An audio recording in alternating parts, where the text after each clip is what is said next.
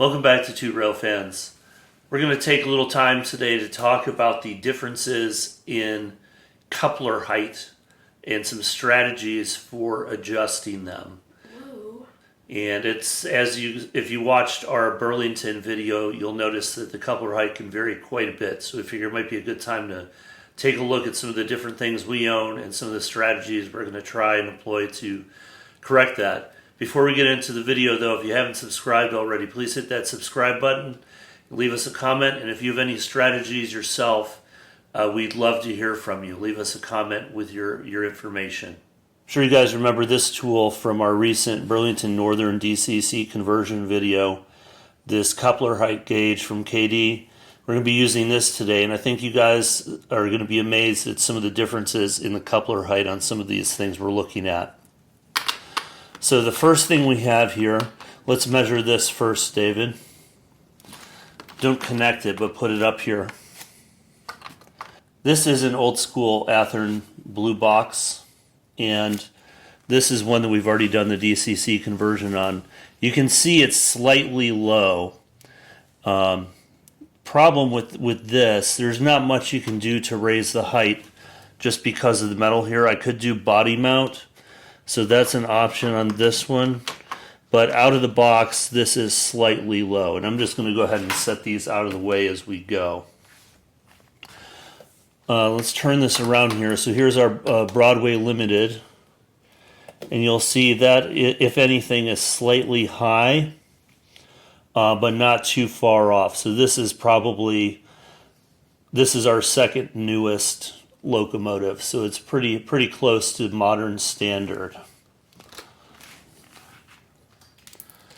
The next thing we're going to be looking at here, David, you're supposed to be on the track gauge, remember, this is an older Athearn, not as old as my blue box stuff from childhood, but you can see how high this coupler is. That's up there pretty high. For comparison, I know we already did this the other day. Let's see if we can get this on the track here. David, can you help me out? So this is an old AHM that we talked about the other day, how low that is. Now, not that you would ever have these two locomotives hooked together, but take a look at that. This one would go right over the top. So that's how far off this really old 40-plus-year-old stuff is. Cool. David, could you slide the Burlington Northern switcher down, please? Oh, can I just do it up here? Well, we need to make sure it's fully in the frame. Over here, please. Slide it over. There you go.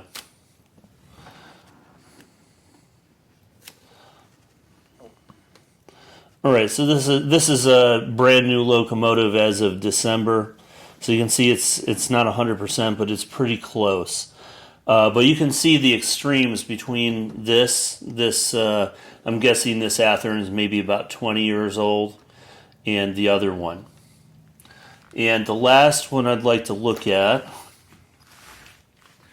just for comparison, is a Walther's engine. I'm going to go ahead and turn this around.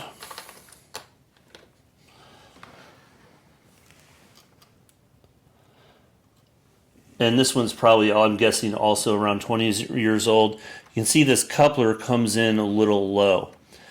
In terms of strategies for adjusting these, one of the things you need to keep in mind is there even room to modify how this is mounted? So how could I possibly even raise this if this is already at the top here? What if you can't? And that's what I'm going to talk about, David. Good question. What if you can't? So we have been using primarily these, here's the Kadee box, gearboxes, and these shims to adjust height, but the shim assumes that you need to make the distance further, in other words, pushing the coupler lower. When in fact, in some cases, you need to bring it up from a certain height. And we usually use these, I don't have the label in here anymore, but these are the Kadee number 148s, the whisker couplers. And this is the center shank. So these go straight out. And ideally, we try to put these on everything that we run, just to have the same coupler running. And consistency. Exactly. But I think what we're going to end up having to do is get some of the, I'm trying to remember what they call them, What? the slightly elevated or slightly dropped. I want to say offset. So you can buy these where there's a slight drop or rise. And I think we're just going to need to add that to our parts box so that we have those in our arsenal, because some of these locomotives and pieces of rolling stock are just there's just no room to change it. Impossible. So that way we can use the coupler. The reason I don't like to do that, first of all, is because of the look. But also when you think about the physics of it, that changes the leverage on that coupler. And I would say it's more likely to fail. However, in some situations, you may need to do that. Now, the last thing I'd like to do today before we wrap this video up, and again, this is primarily just to show the differences in heights of some of these things. Let me get this out of the way, David. Could you roll this, roll that blue, that aqua blue cattle car down here? I want to say that this is a lifelike, if I remember correctly. So actually, that's in pretty good gauge there. That's not too bad.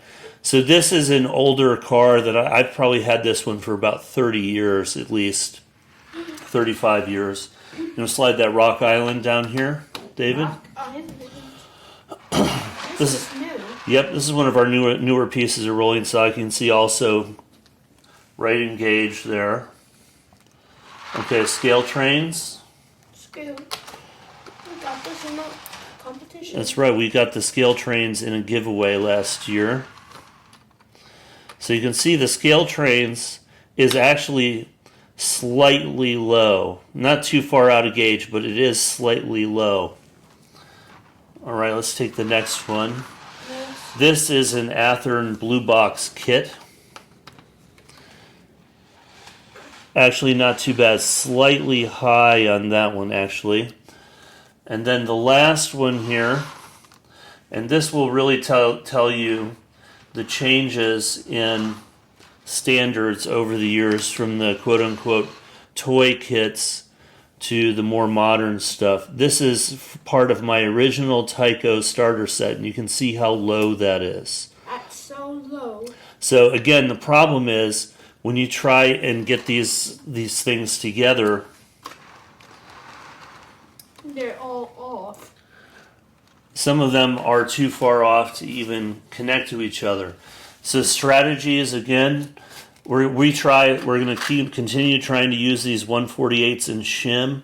I think part of the reason why the old school stuff is so far off is simply because they're truck mounted couplers.